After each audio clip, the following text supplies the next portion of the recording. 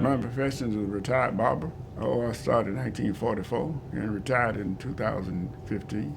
That's the Black Man Country Club, the barber shop. Environment, you were talking about, money, politics, sex, and all the things that goes into ordinary conversation. It's really one of the few places black men can gather and express their views about any subject, including politics.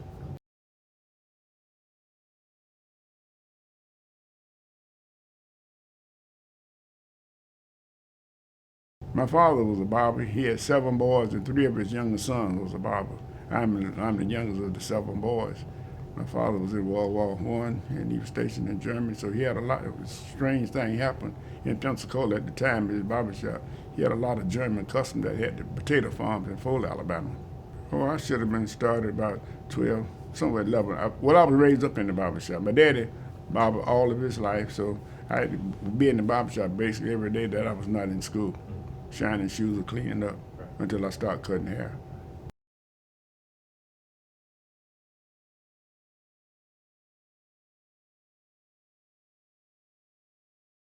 Well, some of the most memorable conversations during the era was that one day a sociology professor at Hampton Institute passed the barber shop, and I was sitting out front, and the fella says, "Can you tell me how to get to Alabama State campus?" I said, "Sure." I said, "Straight ahead, 3 blocks, and the first red light should be on the campus." So he came back to the barber shop a few hours later and thanked me for giving him the instructions. So I said, "What do you do?" He said, "I'm over the sociology department at Hampton Institute." And so then, just so happened, some years later, Reverend King had his undergraduate degree from Morehouse in sociology, and those two met up in the barber shop. And that was the biggest day of my life when those two men met. And I was thinking how I was going to introduce them. And I know Reverend King was world renowned at the time, so I got my little thoughts together. I said, "Reverend King, this is Dr. So-and-so from over the sociology department, Hampton." He said, "Good to meet you." So they started the conversation. One man was in the bathroom. We had 3 or 4 customers on the bench. And so Reverend King said, "The moral force of the universe is one of the strongest force of mankind," something to that effect. And the sociology professor, "I beg your pardon, I think it's economics." He says, "Give me that." He says, when a European white man came out, some of the first thing they did was build some of the top universities in the New England area to educate themselves. Once they got his wife or his mother, could any of those people attending the university at that time, say the first white woman didn't get a degree until 1848, and the first she didn't get a chance to vote until 1920. He says that when they got control of the oranges in Florida, the sugar cane in Louisiana, the oil in Texas, the grapes in California, tobacco in Virginia, the cotton in Alabama, Georgia, and Mississippi, there'd be a Wall Street to control the capital, and there'd be a West Point to defend it. He says that is the United States of America.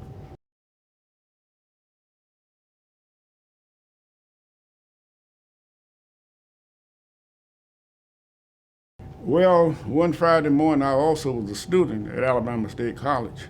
So one Friday morning, I had a 10 o'clock class.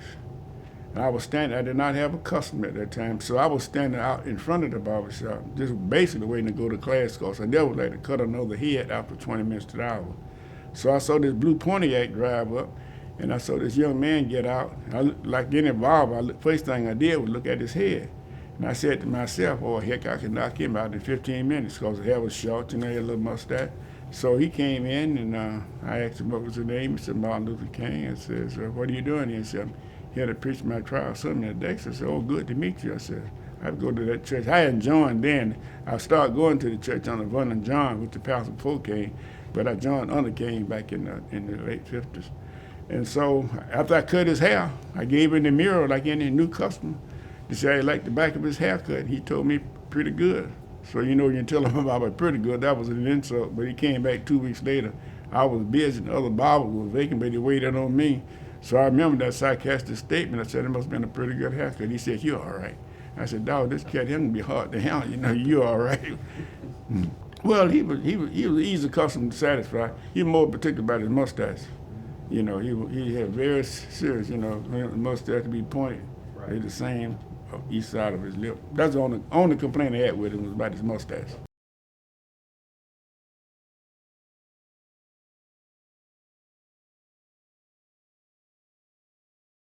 Well, one of the things he said that one of his first series of sermons, he said, if you cooperate with injustice, it will incorporate you. Uh, he had a lot of his friends, he was his fraternity friend. We was cutting their hair. So after he said black people should stop patronizing these places that dehumanize you. He said we have enough places in our community to take care of our food needs. And so it happened one of the most embarrassing moments about in the barbershop was one Friday night when we finished cutting hair. My boss man said, "Hey Nelson, so let's go on Fairview and get some of that fried chicken." So we goes over on Fairview and Hope Street. You go to the side door, you knock on the door, the waitress come and take your order, and you pay for it, and you stand on the sidewalk until they get it ready. So that Friday, we were standing on the sidewalk, and I looked up Hope Street. It was a very level-looking street. I said, "Hey, Warren," I said, "that's Reverend King's car coming." He said, "Sure is." So I ran and jumped in the car. I said, "Come on." And by the time he turned to get in the car, the lady said, "Your chicken is ready." So in a split second, he had to make up his mind whether to go back and get the chicken. So he went back and got the chicken. And by that time, Reverend King had stopped for the stop sign on Fairview. Reverend King bowed to him. He bowed to Reverend King. So I said to myself, I sure hope he doesn't come back in that barbershop and say anything before the customers what he saw us do. So the next Saturday night, we had 10 customers on the bench and 3 in the chair. The barbershop was full. And that blue Pontiac pulled up. I said, "Doggone us, the day he come." He came in, he spoke to the customer, and talked with him. And then when he got in the chair, putting the cloth around him, he whispered to me, he says, "How was the chicken?" I said, "How do you know that was chicken?" He said, "They specialize in fried chicken, and that chicken they cook sure is good." I said, "You better stop eating no white folk food. It's gonna make you sick." He said, "I see you pretty healthy." So he talked about some of the end and everything. We had one bad debate in the barbershop, which was very disturbing to us.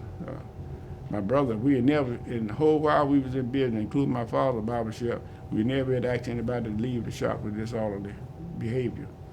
And so this particular night, Reverend King came in the shop, and he had preached the 90th anniversary sermon down the Dexter. That was his last sermon he preached here in Montgomery. And so one of the customers, the professor, said, "Why did you go against Lyndon Johnson foreign policy?" He said, "I'm a man of the cloth. My concern is human life, not foreign policy." He said, "Lyndon Johnson did more for black people than other president." He said, "We got a civil rights and a voting right bill under this administration. So I think you should not have gone against that sermon he had preached at Riverside Church in New York about the war in Vietnam, the World War." So anyway, the conversation was my brother getting upset, Reverend King was getting upset, so he turned and to walk out, which showed disrespect for the man. So the man pointed his finger and said, "You're going to get killed." And sure enough, 4 months later, he was killed. That was one of the most heartbreaking things. After he was killed 4 months later. Then when I was cutting the man's hair that he stayed with when he left Montgomery, with Richmond Smiley, his wife, him and his wife, when they left in the 60s, every time they would come back to Montgomery, they would stay with Richmond Smiley and we'll be all right. And so when he was killed, Richmond was in the chair, the barber shop, just the two of us in the shop, and the telephone rang, and he says, "Richmond?" And I said, "Yes, she's in the chair." So tell the Reverend came and killed. And I told him, and he fell kind of forward, and I grabbed him, and both of us started crying, so that was the last time we talked with him.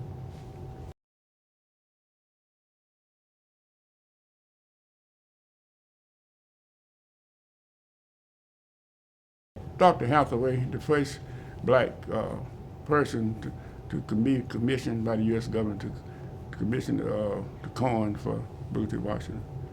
And then we had Vernon John, the first black minister to have a son published in 1926, is one of the top 10.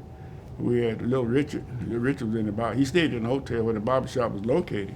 And he spent a couple of days in Montgomery, so we had a shoe shine stand in the back. My brother was kind of homophobia, and so Little Richard was up on the shoe shine stand with his powder puff, wiping his face. My brother was getting upset, and so Little Richard, we had about 7 or 8 customers. Little Richard said, "Woo-wee." He said, "Y'all some pretty men." My brother said, "I wish you wouldn't talk like that in here." That was one of them. Then we had John Lewis. He was in the shop about 6 or 7 months. Miss Barbara Lee, this Congress lady, all of them came by, for that, and many number of people I can't recall. Most of the Reverend Abernacle, brother Mrs. Abernacle. 2 of Reverend King's children were born on Jackson Street. The 2 oldest children.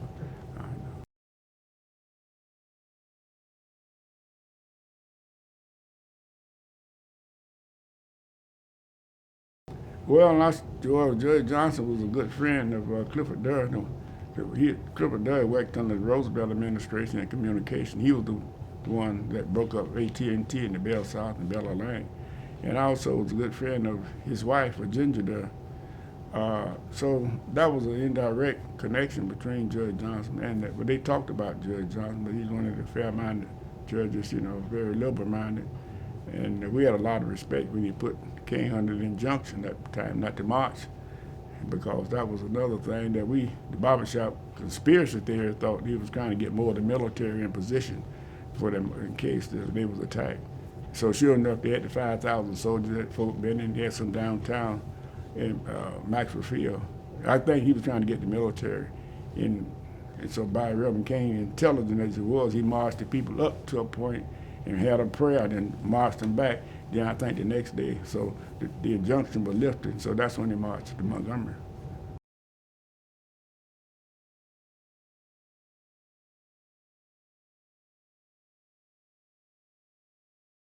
Well, the Browder v. Gale was the biggest thing that we remember the most. Mrs. Browder lived a block from the barbershop, and her son was kind of upset because Mrs. Parks got the credit for more than she did for the exposure. But I think the attorneys here had to use Mrs. Browder for some reason or another, because I never understand the legal part, but they said Mrs. Parks was arrested for disorderly conduct. So there have been 5 ladies arrested before Mrs. Parks: Susan McDonald, Mary Louise Smith, and Rita Browder. And when I cut Mr. Browder, when I cut her son's hair, he was because of the publicity and the notoriety that Mrs. Parks received.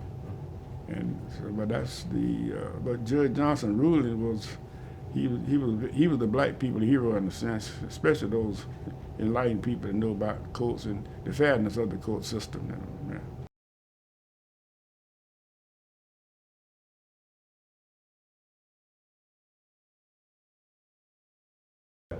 That was major, except the ruling was very important and very constitutional. But what happened then, they found another way to turn it back. And so that's really hurt that we went through that much struggle to get integration to school. That was Malcolm told Reverend King. Malcolm, something else never came in history. He spoke at Tuskegee, and he came back to Montgomery to catch the plane back to Chicago. But he did meet Reverend King, but that never come out. And he told Reverend King, who was in Selma at the time, he said that you putting the people on the wrong road. The road for integration not going to be the best. So Reverend King said we got another choice. But education is basically the key. See, Harvard and Princeton, they get the best students out of the best university. For an example, we got Kay Bigglesdale and Darrell Lamar and Byron Braggs were my customer. Harvard University sent for Darrell Lamar. And Kay Bigglesdale, MIT sent for her airline ticket. And Byron Braggs played football for the University of Alabama. And so in the conversation in the barbershop one day, Reverend King and I think it was Dr. Peel, he said, how can we improve education in Alabama? He said, well, the only way I could see it, if MIT start playing football like Alabama, and if Alabama start teaching robotic science like MIT, we might solve the problem. But it's the money, and education is the key. That's when they stay in charge of things until we could elevate. In Montgomery, you got 3 universities, and all of them basically teaching the same thing, and all of them are tax supported. Alabama State was the first one here, so the satisfied part, the white people, they built Troy and UM. And so you can't get the best quality because you done spread your finance too thin.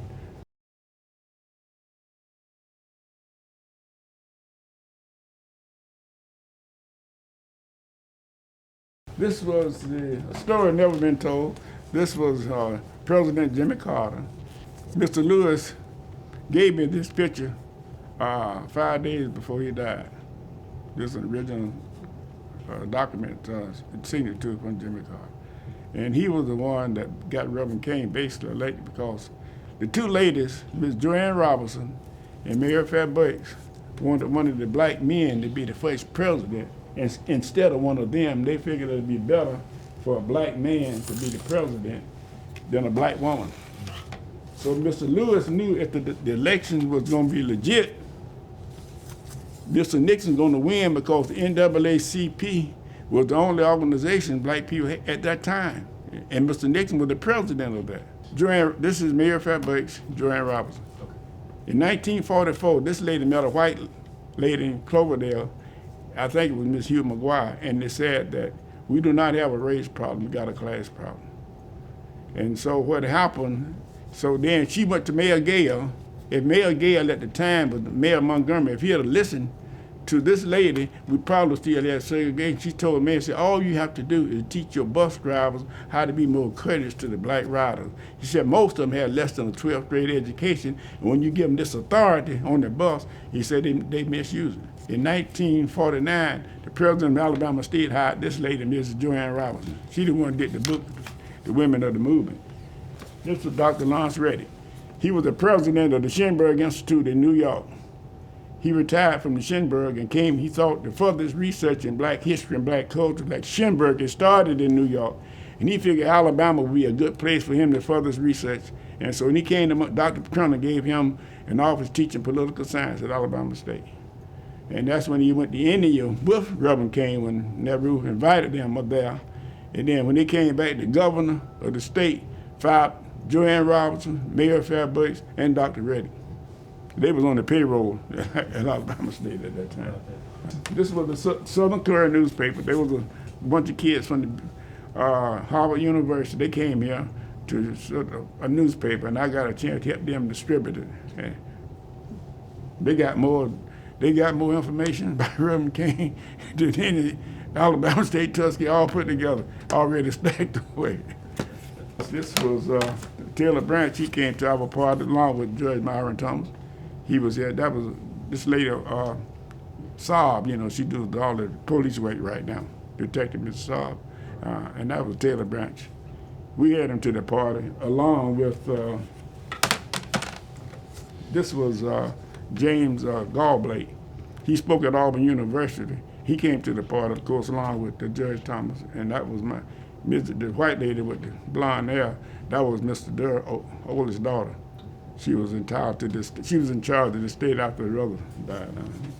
The biggest moment of my life was one day in the barbershop. Every time Dexter Parsons have an overflow people, they would park down to the barbershop, you know, because they had parking space at the Parsons on Jackson Street. So one day I was eating, other barbers was off, and I was eating my lunch, and they had seen some Vienna sausages and some crackers. I saw this van pull up across the street. I said, ooh, I said, boy, I saw them cadets get out. I said, the Parsons are gonna have some big folks down there today. So I was just, they kept on eating. They all got out, and they came across the street, and the man opened, this white man here opened the door. I said, hey, I said, the Parsons is down there. He said, no, we come to see you. I said, see me? He said, yeah, 18 cadets came into the barbershop. I was so nervous, man, I could hardly stand up. We did a documentary in Birmingham at the Civil Rights Museum. And Obama's barber was there. And I said, I sure would like to cut his hair one time, you know, just for historical reasons. He said, I'll seek and I arrange it. There was Mr. Armstrong in the barber chair. He gave his barber shop to the Civil Rights Museum in Birmingham. This was Obama's barber in Chicago. So we got to be a very good friend, you know. And I'm Martin Luther King. The whole documentary was about Martin Luther King barber and Obama. And so Mr. Armstrong gave his barbershop to the museum. So then he tried to arrange that somebody had to get certain clearance and all this stuff. But I never get a chance to cut his hair, but he had told him some stories. And so these cadets came by and had a serum on me in the barbershop, which I didn't know anything. He asked me to stand up. The black man did. He was in charge. It was 18 cadets, but we made 9 shots at a time. There was more than this. And I said, hold out your left hand. So I yelled out my left hand. He hit it like that and put that medal in there. He said, the President of the United States would like to congratulate you for your service in the civil rights movement. I almost collapsed. I didn't know what was going on. The medal was something, but it's from West Point about my consideration into the civil rights movement. And this little ceremony, something gave it to the West Point Cadets School. So I put it it's in the safe deposit box. Well, this was my good friend, one of my customers, when Judge Myron Thomas was sworn in, this building we're in now, for the first black federal judge. here in Montgomery, in the South, basically. And when Judge Johnson, with that, when the court, one of the cases I liked about Judge Johnson, the 3-judge panel case went to the United States Supreme Court, but I think the Supreme Court accept that and send it back and let that ruling stand. So in other words, there was no disagreement, there was no conflict within Judge Johnson's ruling. And this was I think this one, Judge, I think this was Yale University when he was inducted into some honor society. And in the presentation, he said, my barber's here from Montgomery, and he know a lot about history of the civil rights movement. Said, y'all ought to corner him after the dinner. And sure enough, I thought the people weren't going to do that, so we had the reception for the faculty at Yale University and his family and his friends. And so we goes into the room, and we was standing up in Judge's son, and we was talking, having some good time talking, telling jokes. And then one of the faculty members came over and asked me would I tell them the story. And I couldn't think of anything at the moment. I was so nervous to say, hey, I'm the faculty of Yale University. So I told him the story. I said, Reverend King was in the barbershop one day, and one of the girls, students of Alabama State, asked Reverend King could she interview him for a class project, and Reverend King agreed. She asked Reverend King, so why did you come to Montgomery for your first church? So Reverend King said, Brother John was my hero, and I always thought it'd be an honor to follow in his footsteps. She said, why did you go to Boston Theological Seminary for your PhD? He said, I really wanted to go to Yale. She says, why you didn't go to Yale? And so Reverend King said, you're going to have to ask Yale that question, but you're a Nobel Peace Prize winner. When I applied to Yale, I didn't have a Nobel Peace Prize. Oh, Lord, I done messed up. I done messed up.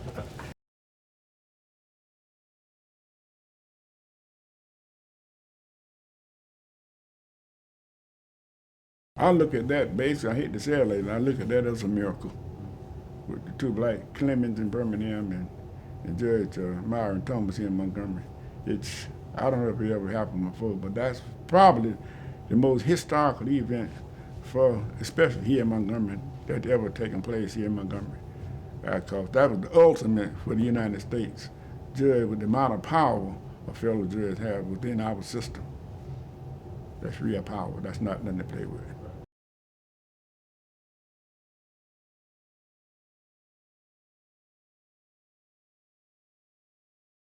Well, every black person in Montgomery was involved in the civil rights movement.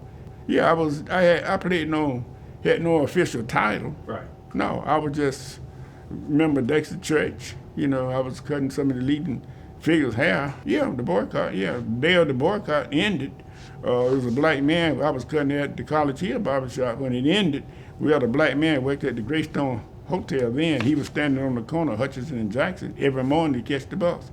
And so when they called for the boycott, he was standing on the corner. And so the bus came. We was wondering was the boycott going away.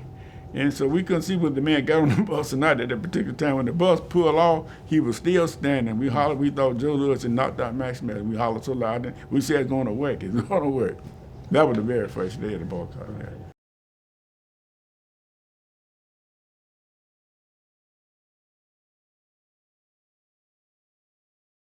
Well, without Judge Johnson ruling, there'd have been some more turmoil.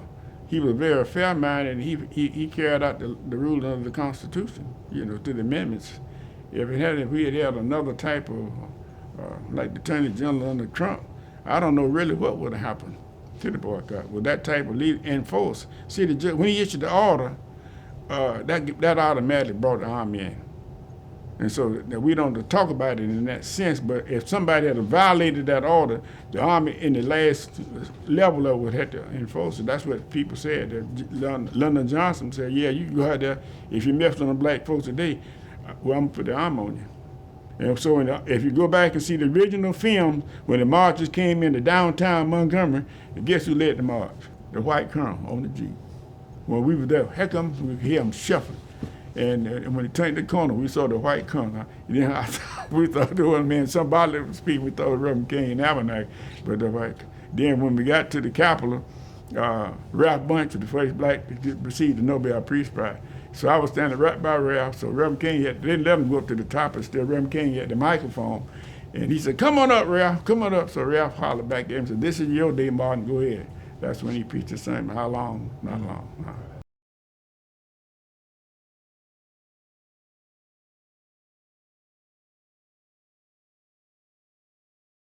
Well, I think you should almost should name the city because the things that he did. He brought Montgomery out, and Montgomery could have followed some of the rulings and the things that he did for the city. We could be much further up the line, but when you had people like Wallace and all these other people, we got a very poor image here in Montgomery. And I believe we could capitalize on if we could use more of the liberal-minded views, you know. One of the biggest tourist attractions in Montgomery now is EJI, you know. And I think that shows about Harvard University. Harvard, the man that's where we went to school, who helped set up EJI here in Montgomery.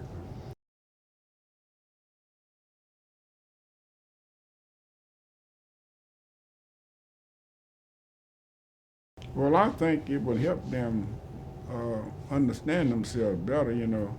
The history was real for the things that we went through in our generations. In Cressy department store in Pensacola, Florida in 1938, I was playing with the white water fountain. My mother was talking to another lady, a member of her church.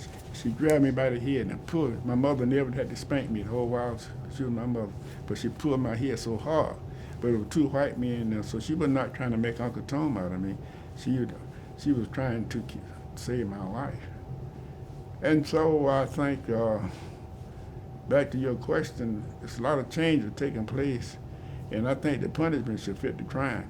And all the stuff we're going through now on television about, you know, George Floyd and all the consideration they're giving, and it's so obvious what happened there. I could see it was some other, but obviously what had happened to George Floyd. And we made some, I guess you call it progress, but poverty and is rampant now. And student loans that we didn't have to go where people's government used to take. I went to Alabama State in the first start with $35 a quarter.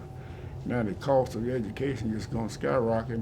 And corporate America just found other ways to utilize. I wish we had people like Judge Johnson, because now they kind of privatize the prison. So if you can set the prison, turn the prison over to the industrial, over to the corporate America. So the state of Alabama pay $10,000 for one prison, and they pay $20 for two. It's just all about the money. So we could, there was no way you could take the money out of the equation, but poor people now are more invisible, and the poor white folks are the most invisible one. They don't get any representation in the process. You take the malnutrition, one of the food stamp program was a lot of people going to bed hungry. A lot of them was suffering from malnutrition. But then that doesn't mean our problem is not so solvable, because now obesity kills more people than any other medical problem. Obesity, so then you solve one problem with malnutrition. Now over here you got obesity, and so they're killing more people in that. Well, so every time you look at one thing, like in Alabama, if you got the lowest property tax in the country, and you got the 3 tax-supported universities here, that's too much waste for the luxury of white people, and they catch it here. And it's still, in corporate America, just too far advanced, the psychology they use. Buy one, you get one free. I took my my little pocket calculator the other day at the store, and you buy 5 for $19.99. So I put down pig feet, $3, chicken takeaway. When I finished up putting down the 5 items, if I'd have bought them individually, I could have saved $1. So like I like the Fisher Investment Company commercial. Right. We don't make anything unless you make some. So it's all about psychology and people. But the more understanding you have, your education will help you in any city or any category. If you don't know a policeman, one of the problem black boys, I use this specifically, is handling themselves with a policeman. For an example, when I was in high school, the tuberculosis outbreak was in Pensacola, so they stopped young boys and things working in the barbershop. So I had to go to work for this white family. And so the white lady wanted some cigarettes. She was getting ready for a luncheon with her friend, and she gave me the keys to her husband. Bought 3 cars a year: a Cadillac, an Oldsmobile for his wife, and a Chevrolet for his help. He had four full-time servants. She gave me the keys to go to the store to get her. I had on the silk bow tie, cocktail jacket. And they supplied the uniform to the help at the wear. And I got in that brain, no driving license, I was 16 years old. When I got in that car, when I got out of the neighborhood, I mashed on the gas. That policeman came up to stop me, said, "Goddamn, boy, where are you going?" All I said, "I'm going to the store for Mrs. Page." It looked like the policeman got scared. He didn't ask me for no driving license. And he told me, "Slow it down and go ahead." In other case, then I was going down through Florella, speeding, and saw the policeman coming, and he turned around and pulled me over. He says, he asked me, he hollered at me. He said, "Why did I stop you?" I said, "I was over the limit." He said, "Slow it down." A few months ago, I was going to Pensacola, and I turned off at 65, going through the Farmer, doing about 45 and 35 miles on. I always keep my driving license and my proof of insurance in a Ziploc bag. Policeman pulled me over. When he came up, he didn't say anything to me, and I didn't say anything to him. I had the window rolled down, and I gave him that bag. He went back to the car, and he came back. He said, "You know what?" He said, "I can't give an 85-year-old man a ticket this morning." Interact to the policeman, yeah, they're not no Harvard professor. You got to know how to interact with them in the same condition. I mean, you can't kill a man for passing a fake $20 bill, but that's the start of the process. But you've got to see, survival is the key. You got to learn how to survive within this system. See, my mama wasn't trying to make, she said that later on in life, she said, "Would you think your mother would be better if she had a black militant dead son or Uncle Tom alive?" That was the question. We ain't got no option. Whether you rather have a black militant dead son or Uncle Tom alive. So really, in one sense, how to handle yourself under the diplomatic is another thing. But you can tell that's not a good statement to make under the turmoil we're going through now. But we got to learn how to survive in each individual case. And I would like to close with what Reverend King said in the barbershop one day. He was in the barbershop, and there were two old men sitting beside him. And one of those men started coughing. He said, "What are you taking for your cold?" He said, "I'm taking aspirin and orange juice." The other man said, "Man, the best thing for your cold is to take you a rag, put you some Tim Tam and some ice cream salt, and put it on your chest, and I guarantee your cold will be gone the next morning." There were two students up in front of the barbershop, Alabama State students, and one of the students got a ticket for doing 45 miles an hour and 35 miles on. And the other boy told us, one who got the ticket, said, "Man, he was from Chicago, the one who got the ticket. The boy from the cell said, you got to learn how to talk to these white folks down there." And said, "If you'd have said, 'Yes, sir,' and 'No, sir,' you probably wouldn't have got that ticket." So the two old men left, two students left, the other two barbers went to lunch. Reverend King got up and said, "You know what, barber?" I said, "What's that, Rev?" "I learned more in this barbershop today than I ever learned in my life." I said, "What was that?" He said, "Barbershop medicine will get you in the cemetery, and barbershop law will get you in prison." So,